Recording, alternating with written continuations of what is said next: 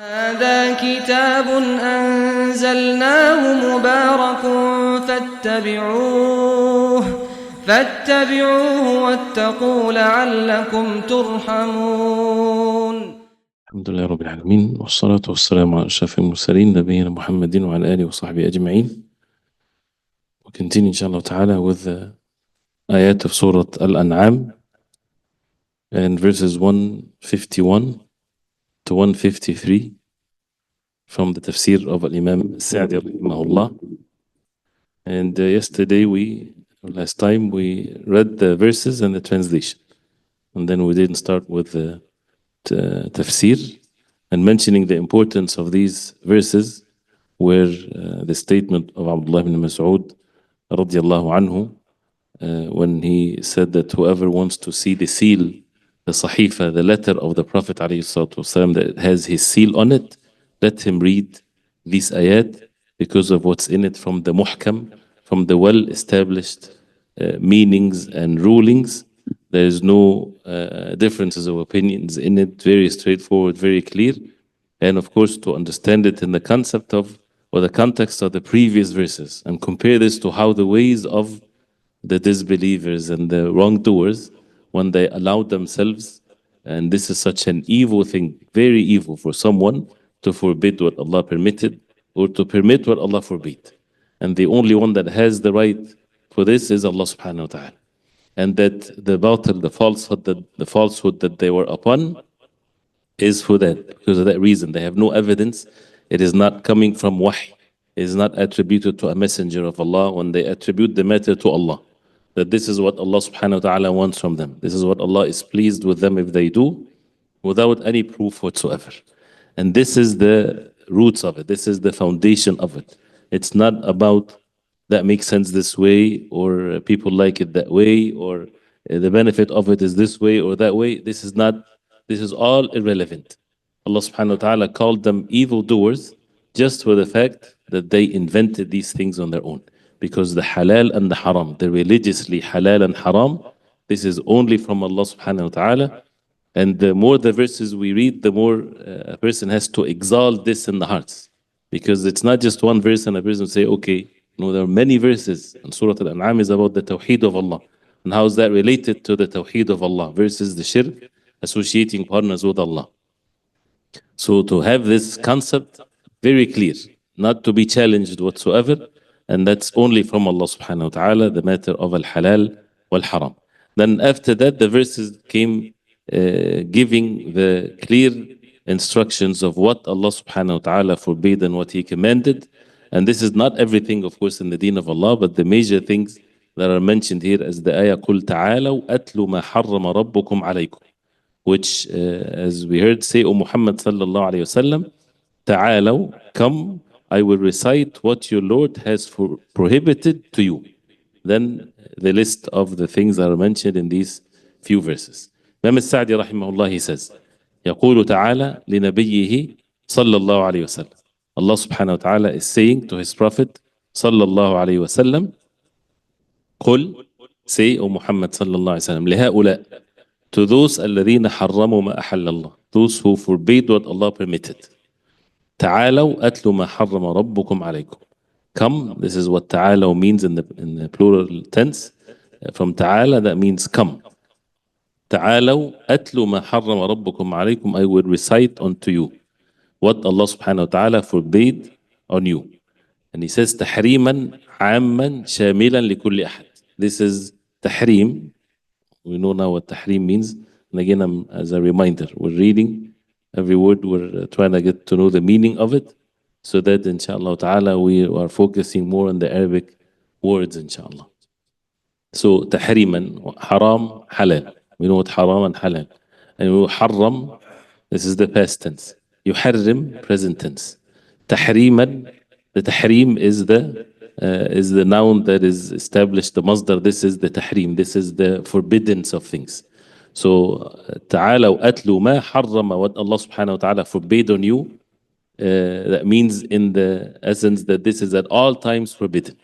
Tahriman amman, general. Shamilan includes likulli ahad, every single person, no exception whatsoever. because some of the things that are haram, for example, certain things haram for men only, certain things haram for women only, like this. But this is تحريما عاما شاملا لكل أحد. محتويا على سائر المحرمات. محتويا, it's like شاملا, includes from الحوايا, you know the word الحوايا that Allah subhanahu wa ta'ala forbade on the people of Bani Israel. So محتويا, including in it على سائر المحرمات, all of the different محرمات من المآكل والمشارب والأقوال والأفعال. That from the things that people eat, المآكل والمشارب, plural tense, what people drink, والأقوال والأفعال, and speech and actions. The first one, ألا تشركوا به شيئا. And of course, as you see here, did not start right away with the ahkam, with the rulings, but تعالوا. First of all, قل. So this is the talqeen, say to them to show the importance of it, like the verses that starts with قل. And تعالوا, come, which gives the importance also of what's going to come afterwards.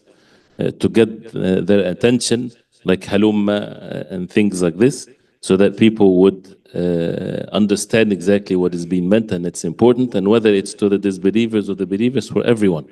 But also the khitab, as the verses before was talking about the disbelievers, the polytheists, those who turned away from the ahkam from Allah. So ta'ala atlu, and atlu, I recite, is not just recite, but to say something for you to follow. And as mentioned before, this is the essence of the word tilawa. Tilawatul Quran is what? Reciting the Quran, not just reciting the Quran. It's reciting the Quran to be followed. Something, tatlu something, something follows something. So come listen to follow, not just come to listen. ما حرم ربكم, your Lord, and the word ربكم, the one that created you, the one that is the owner of all things. So to be instead of joy and being pleased to know what your Lord had forbade for you without any ambiguity, this is from Allah subhanahu wa ta'ala. The first one, ألا تشركوا به شيئا. And we are in the context of tafsir, so ahkam and rulings and details, this is in a different setup. If we talk about subject of al-aqidah, there are details to this. If it's matter of halal haram, there are details in the Quran and in the Sunnah of the Prophet ﷺ, but briefly mentioning what's here. ألا تشركوا به شيئا, that you do not associate anything with him. أي لا قليلا ولا كثيرا. And this is the understanding clearly of the ayah. ألا تشركوا به, do not tushriku, that's the present tense of a shirk, bihi, with Allah subhanahu wa ta'ala, shay'an. What's shay'an in the Arabic language? The smallest thing ever and the biggest thing ever. So there's no exception. Not Allah tushriku bihi, the major things versus the small, everything. Allah tushriku bihi shay'an, ay la qalilan wa la kathiran. And as the hadith, which is not authentic, but the meaning of it is correct, about the man that entered the hellfire because of a bug, a housefly, and entered the one that entered the Jannah because of a bug. So when he passed by people worshipping idols, and they said to him, qarrib, sacrifice something to our idols. So otherwise we will kill you or something like that. So فقرب, they said, qarrib walau dhubaban, sacrifice even if it's a bug. So when he did this, he entered the hellfire because of it. It's not about that he sacrificed a cow or 100 cows, or he sacrificed a bug that is no significance to it. It's the fact that he did the act of shirk, associated partners with Allah, by the sacrifice, which is a nusuk, which is slaughtering to other than Allah, which is shirkun billahi tabaraka wa ta'ala. Doesn't matter what did he sacrifice. So shay'an, ألا تشركوا به شيئا, أي لا قليلا ولا كثيرا. No small or big or many. وحقيقة الشرك بالله, he says, حقيقة الشرك, the reality of الشرك بالله. What is the real meaning of الشرك? أن يعبد المخلوق كما يعبد الله. That المخلوق يعبد, passive tense. أن يعبد المخلوق كما, the same way, يعبد الله, as a person is worshipping Allah. أو يعظم كما يعظم الله. Second thing is أو يعظم, تعظيم, or to exalt the makhluk كما يعظم الله, the same way that Allah subhanahu wa ta'ala is exalted. أو يصرف له نوع من خصائص الربوبية والإلهية, or يصرف, to direct to that makhluk all of that is referring to the makhluk, to the creation of Allah. نوع, any kind, من خصائص, from the characteristics of a rububiyyah or al-ilahiyya, from the rububiyyah of Allah and the ilahiyya of Allah. This is also shirkun billah. Any نوع, any kind from خصائص الربوبية. So Allah subhanahu wa ta'ala is the Rabb. So whoever believes that there's a Rabb other than Allah, of course, then this is clear shirk. Or the خصائص of الربوبية. He is the owner of all things. Or يدبر الأمر. If someone believes that there are makhluk that would run the affairs of the human being, some people they believe that. From the extreme, those upon extreme Sufism, extreme, those who would believe that there are aqtab, or the qutb, whatever they translate the qutb to, these pillars where they meet once a year. Some people believe this. I'm not saying everybody believes this, right? So some of them, they believe they meet once a year to decide of the qadar of what's going to be for the next year. This is major shirk. This is khasa'is rububiyyah. This is to Allah subhanahu wa ta'ala only. So if someone believes like this is not a simple matter. So khasa'is rububiyyah wal ilahiyya, and many of course with the rububiyyah, the qadar of Allah and things like this. And al ilahiyya, the worship. Any worship that is done to other than Allah subhanahu wa ta'ala, this is shirk. Any worship, whether it's something small or major. And how to know what's the worship and the ibadat is what Allah subhanahu wa ta'ala commanded for the people to do in the Quran and in the Sunnah of the Prophet alayhi salatu wasalam. So sujood to other than Allah, ruku' to other than Allah, dua to other than Allah, and so on. And this is how the matter is very clear. ألا تشركوا بي شيئا. So the three things we need to remember. حقيقة الشرك بالله أن يعبد المخلوق كما يعبد الله. And you have to make it the same way like this. Because for example, التعظيم, a person might consider respecting an elder is تعظيم. No, of course. We have to respect the elders. We have to respect the ulama. But أن يعظم كما يعظم الله. When someone exalts a makhluk like he is exalting Allah. This is where a person then falls into the shirk. So أن يعبد المخلوق كما يعبد الله أو يعظم, or يعظم كما يعظم الله أو يصرف له, to direct to him, نوع, any kind, من خصائص الربوبية والإلهية. وإذا ترك العبد الشرك كله, if the abd, the slave of Allah, leaves all of the shirk, because we're commanded to leave some of the shirk, no, shirk كله, because شيئا is mentioned. وإذا ترك العبد الشرك كله صار موحدا. He becomes موحد, someone that is upon the tawheed, the oneness of Allah. مخلصا لله في جميع أحواله. مخلصا, purely his ibadah to Allah subhanahu wa ta'ala alone in all of his affairs. فهذا حق الله على عباده. This is the right of Allah subhanahu wa ta'ala upon his slaves. أن يعبدوه ولا يشركوا به شيئا. That they worship him and they do not associate partners with Allah subhanahu wa ta'ala anything. And since this is mentioned, we have to mention this disclaimer at the end, or important note to note, of course, because people start misunderstanding things.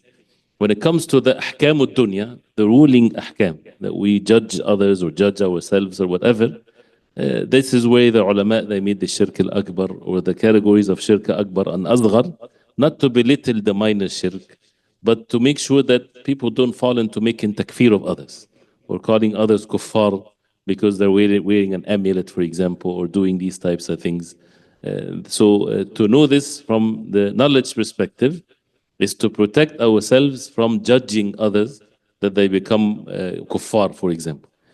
But the act itself is supposed to be exalted in the hearts, that this is worse than even, meaning the minor shirk is far worse than the major sins. And of course, this can lead and get the person closer to the shirk al-akbar wal-'ayadhu billah. So, and Allah subhanahu wa ta'ala commanded us not to make any shirk whatsoever. And if the Prophet ﷺ called something shirk, and if the ulama, they say that this is shirkun asghar, is for that reason.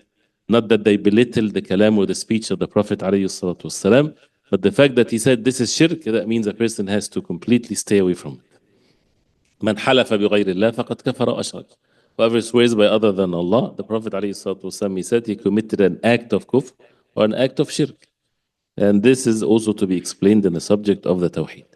So this is وإذا ترك العبد الشرك كله صار موحدا مخلصا لله في جميع أحواله فهذا حق الله على عباده.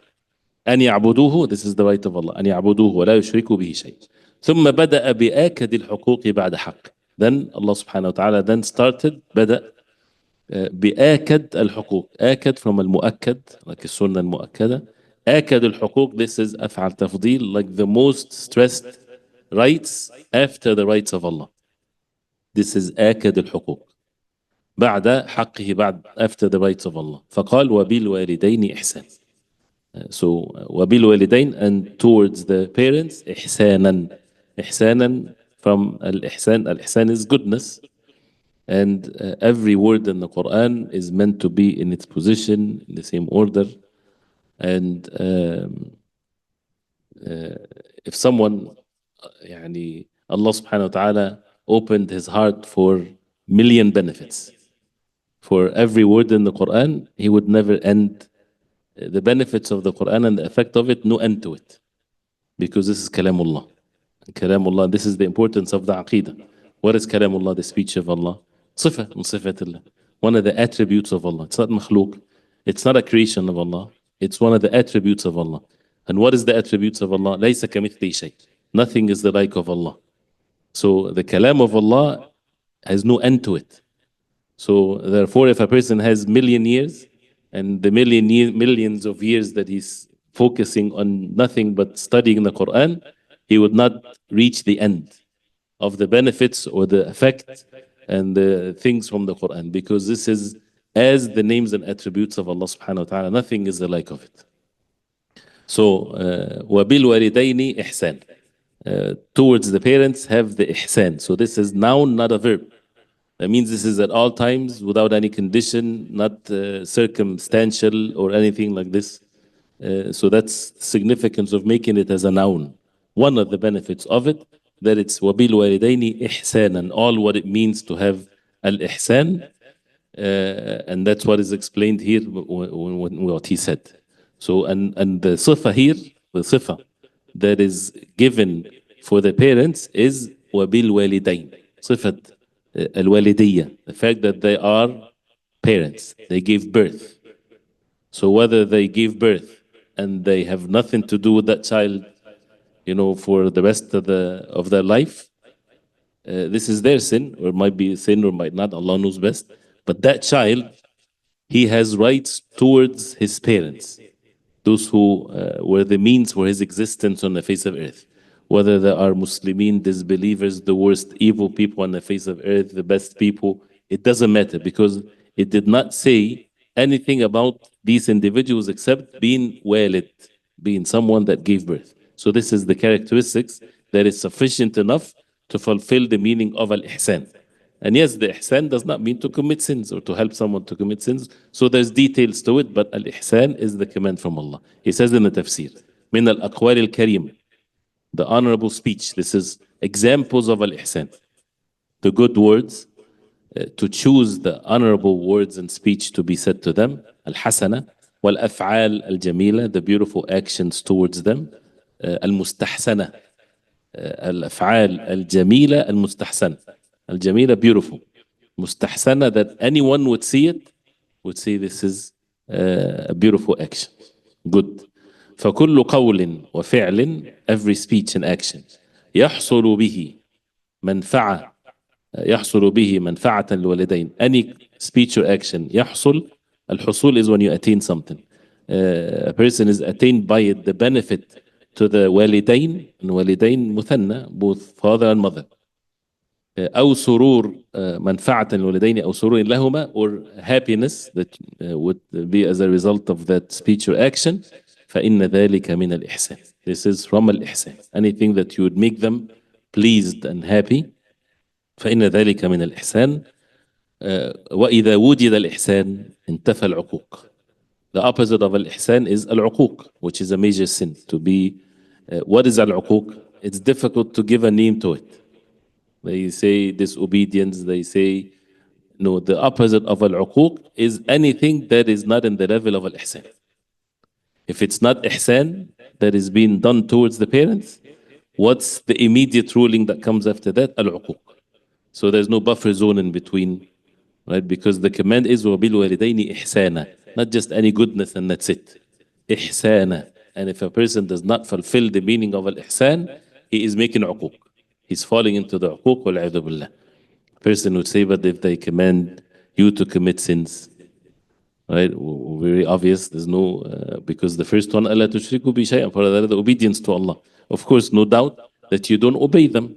They're going to be upset. And the ayah here, or the tafsir says, وَفَكُلُّ قَوْلٍ وَفِعْلٍ يَحْصُلُ بِهِ مَنْفَعَةٍ لِلْوَالِدَيْنِ أَوْ سُرُورٍ لَهُمَا. They're not happy because they told you to commit sin and you didn't commit sin. So how can that be applied? If they get upset, you should be disturbed. They told you go commit sin, go kill someone. No, I'm not going to kill someone. It's haram to kill someone. Be a kafir. I'm not going to be kafir. As Sa'd ibn Abi Waqqas radiallahu anhu, when his mother told him that she would not eat till she dies unless he becomes a kafir. And he leaves the deen of al-Islam. And he was someone that is well known among the people that he's very bar, very righteous towards his mother. So he said, Ya Ummah, لو أن لك 100 nafs. Oh my mother, if you have 100 souls, خرجت نفس بعد نفس. One soul comes out after the other. That means she died 100 times. I would never leave this religion. فكلي أو دعي. So either you eat or don't eat. So this is ihsan, because he would make her give up on the fact that he would change. And therefore, afterwards, she ate. Right? So this is ihsan. And the other thing is, she's upset or they're upset. Yes, that means you have to be worried about it. So then what the person would do to do ihsan? He's not going to disobey Allah. So he has to do extra actions and extreme actions of kindness so that it offset the fact that they're upset. So that he would make them happy with what's permissible. So it's not to say, but there is exceptions and things like this. It stays with al-ihsan. وَبِالْوَالِدَيْنِ إِحْسَانًا. And that's why also the exceptions that are mentioned in other verses, وإن جاهداك على أن تشرك بما ليس لك به علم فلا تطعهما وصاحبهما في الدنيا معروفا. If they struggle with you to commit shirk, do not obey them, but then continue to be a good companion with them of goodness in this life. So it's still al-ihsan is there. And if a person obeys them in sins, that means what? He's making uquq, and the worst uquq, even if they're happy temporarily because of this. The uquq is from many aspects, one of which is he subjected himself to the punishment of Allah and he increases their sins. Because in the day of judgment, they come with their sin and the sin that they did to their own children. So every time that child do the sin that they commanded him to do, he gets a sin and they get a sin. So this is uquq. This is extreme uquq to the parents. So if someone wants to do ihsan for them, he would make sure that they have less sins, not more sins. So part of that is not to obey them in the disobedience of Allah. And إنما الطاعة في المعروف, and it has ta'ah is in matters of goodness, and there are rules and practicalities in it. But the word ihsan and these ayat are muhkamat. These ayats are no exceptions. It's just to understand it in the proper way, and it's always going to be defined according to what Allah subhanahu wa ta'ala wants from us when it comes to al-ihsan. It's not left to our own desires, but it's also explained according to the deen of Allah, the practice of the examples of the Prophet alayhi salatu wasalam and the Sahaba and the early generations of Islam. So the last statement, وَإِذَا وُجِدَ الْإِحْسَانِ انتفى الْعُقُوقِ. If the ihsan is present, intafa, that means it's negated. Al-uquq is negated, which is a major sin. And Ibn al-Aq is the one that is not doing ihsan to his parents. I'm not sure what's then, it should be translated that way. Right, so al-uquq is to be translated as the one that does not do ihsan to their parents. So this is the second one. And that's why, because it's these commands of Allah are so clear and well established, you would find many, many evidences in the Quran, in the hadith of the Prophet ﷺ, actions, examples, different situations, and the Sahaba radiallahu anhum, statements after statements, lots of knowledge when it comes to each and every one of these matters, which shows also the miraculous understanding and the miraculous wahi from Allah subhanahu wa ta'ala, that even when, because of the importance of it, is not left for the interpretations that can be different from one person to the other, because all of these ahkam shamila li kulli ahad, everyone is commanded to be upon these types of matters. So then after that he says, وَلَا تَقُتُلُوا أَوْلَادَكُمْ, and do not kill your awlad. Al-walid is the one that gives birth. whether it's the father or the mother. الأولاد are the offspring, the children. ولا تقتلوا أولادكم من ذكور وإناث, whether they're males or females. من إملاق, of course no normal person would not kill his children, but what is meant by that is من إملاق, from إملاق. And إملاق is فقر. He says أي بسبب الفقر وضيقكم من رزقهم. So الإملاق, he says here, because of the فقر, because of the poverty, and وضيقكم, and your tightness that you have because of their رزق, because of their provisions. كما كان ذلك موجودا في الجاهلية, and the previous verses mentioned this, that Allah subhanahu wa ta'ala forbade them from killing their children. So they would kill them, as we heard before, whether it's because of the concern of the rizq. We have a new member to the family, so what they spend a month, 500, now it's going to be 600 because someone else came, it's too much, I don't have this money, so they would get rid of them. This is one thing. Or the second thing is out of the fear of shame, if it's females or so. And all of that, of course, evil actions. So وَلَا تَقْتُلُوا أَوْلَادَكُمْ مِنْ إِمْلَاقٍ, because of the poverty. أي بسبب الفقر وضيقكم من رزقهم, and you're being annoyed because of the rizq. كما كان ذلك موجودا في الجاهلية القاسية الظالمة, as it used to be present in the Jahiliyyah, the times of ignorance, al-qasiyah, harsh. This is al-qaswa.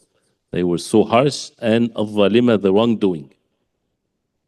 And he says, وَإِذَا كَانُوا مَنْهِيِّينَ عَنْ قَتْلِهِمْ, if they were forbidden, منهيين, them, عن قتلهم, from killing them, في هذه الحال, in that state, وهم أولادهم, and they are their offsprings, they are their children.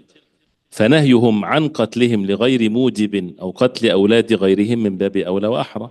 So therefore, it's a very obvious thing then, forbidding them from killing other than their own children without عن قتلهم لغير موجب, or killing their children without even having any reason for it, or to kill the children of others. This is من باب أولى وأحرى. That means it's a very obvious one, because if a person, والعياذ بالله, someone foolish would read this, ولا تقتلوا أولادكم من إملاق, do not kill your children because of poverty.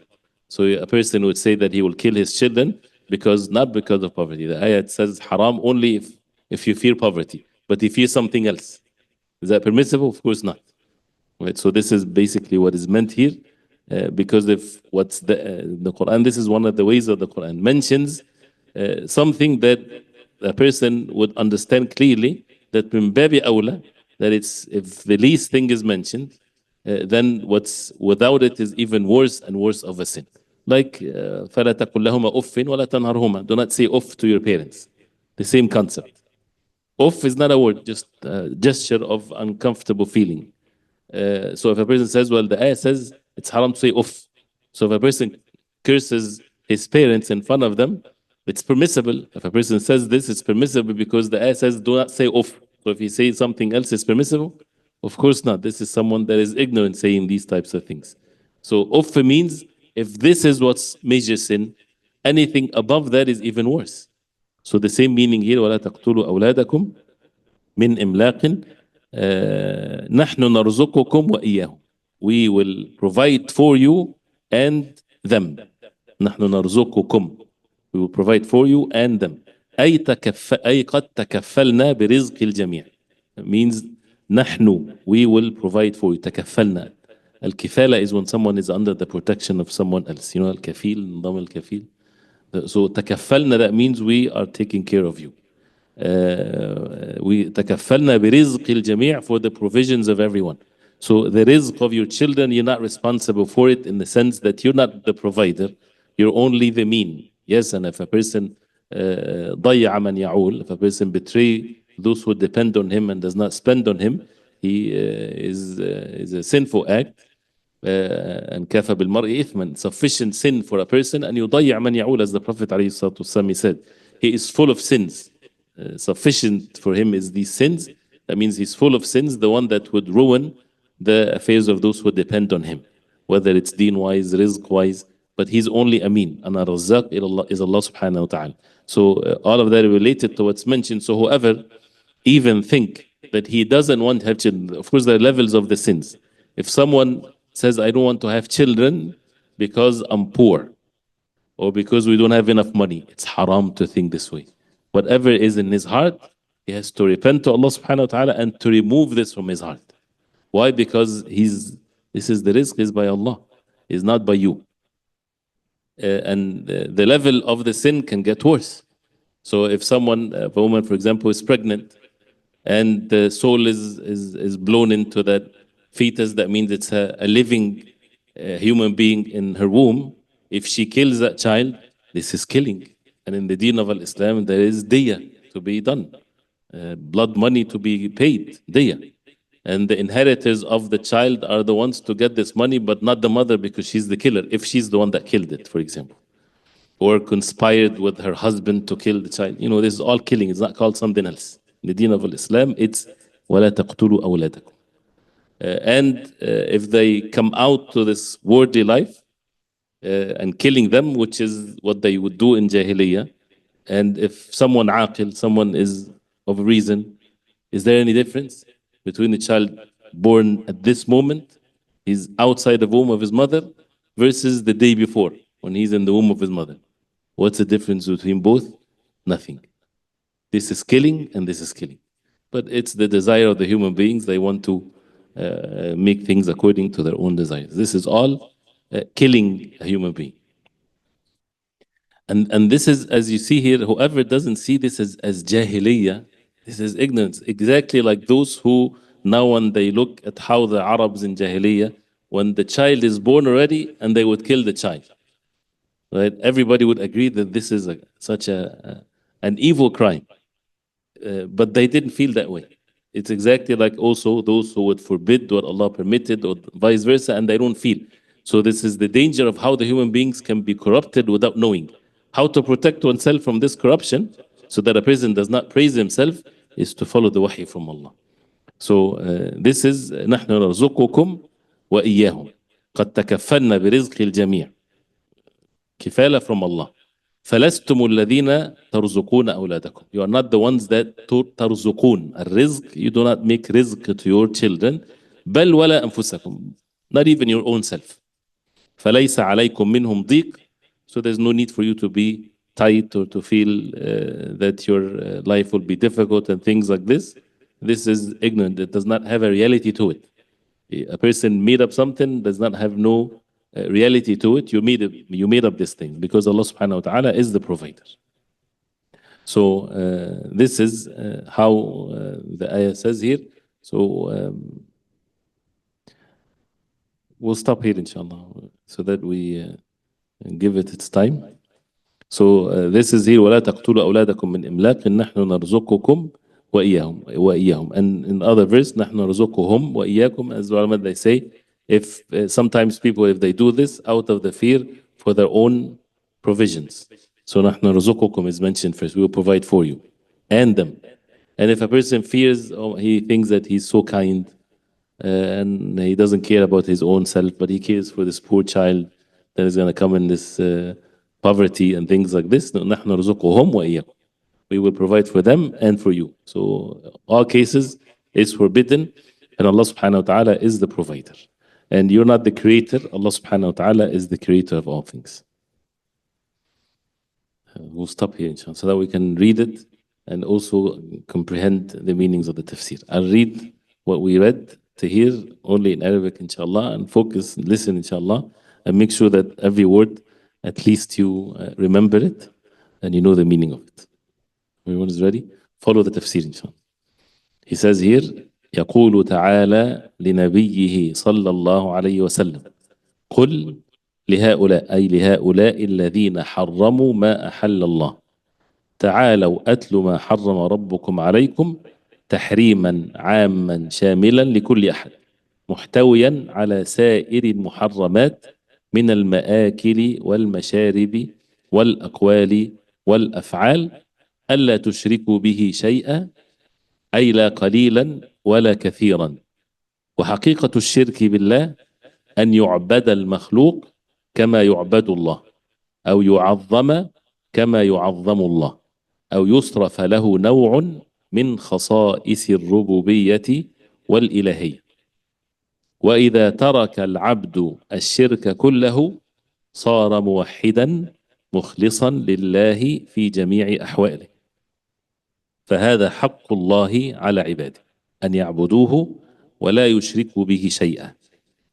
ثم بدأ بآكد الحقوق بعد حقه فقال: وبالوالدين إحسانا، أي من الأقوال الكريمة الحسنة والأفعال الجميلة المستحسنة.